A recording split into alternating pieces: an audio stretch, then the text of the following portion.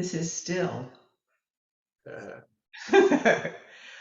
Robert and Susan with the Daily Dose of Dopamine talking about Still, Michael J. Fox's Still, in which he said, gravity is real. oh, that was a good Is line. that, is that he said, even if you fall from my height? I mean, I just love the guy. You mentioned the books earlier. I felt like having, I think I've read all of them, that they were pulling a little from each one. It wasn't like one book there. It was his life story encompassed to a point, right?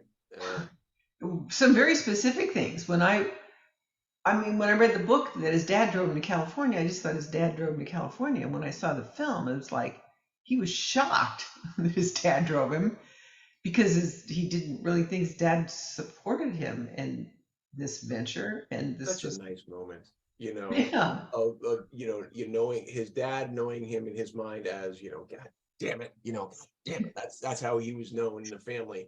And now it's like, well, if you're gonna be a lumberjack, I guess you better go to the forest. you better go to the forest, so I I'll mean, drive you to the forest. Oh, and the heartache of his dad was a man who was apparently beaten down by the world, right? mm.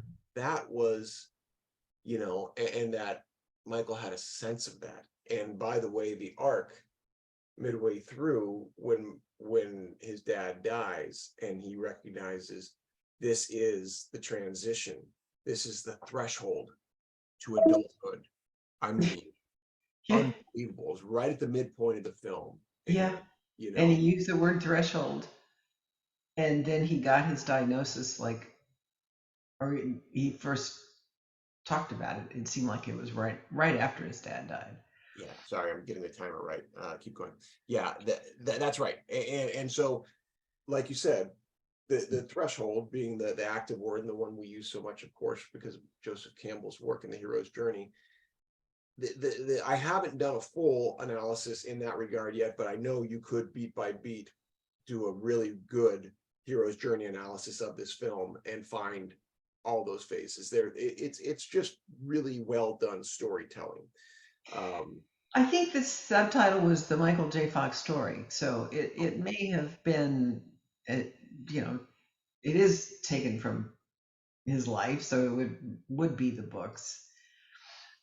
to kind of follow up on where he was with his dad at that moment, and that point of departure, he'd be leaving his Oh, ordinary world, as it were, oh into yeah, the weird world of Hollywood as a 16-year-old kid, right?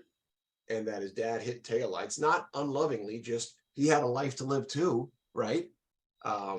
Bills to pay and a family to support. And God love you. If this is you're convinced this is who you are, I'm going to show you I love you. And he gave the gift, as it were. Um, and those years of struggle, you know, it's a very common story. And I don't mean to be cynical at all about that. Just to say that story of, I was broke, I was about to leave, and beyond broke, as it were, and then it happened. Um, it's a very common Hollywood story. And again, I'm not saying it's disingenuous at all either. It's just, you're saying like movie script, not yeah, people.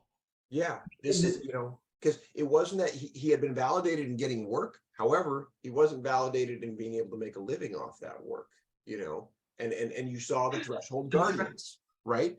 There was the first the showrunner from Family Ties. I'm not going to cast him. Stop bringing him to me. And Oh then yeah, NBC, he doesn't fit on a lunchbox. He's not that type of guy, and he had to keep overcoming. And him making that plea was beautiful, which they pulled from some archival footage. Whatever yeah. the obstacles are, I can I overcome can be them. taller. You need me to be tall. I can be taller.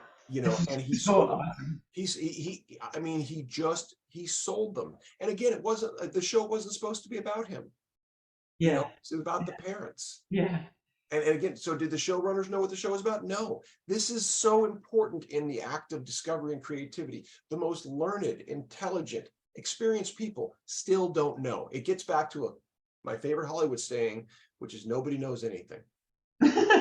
And that's a William Goldman line, the writer of Butch and Cassidy and the Sundance Kid and The Verdict, amongst others.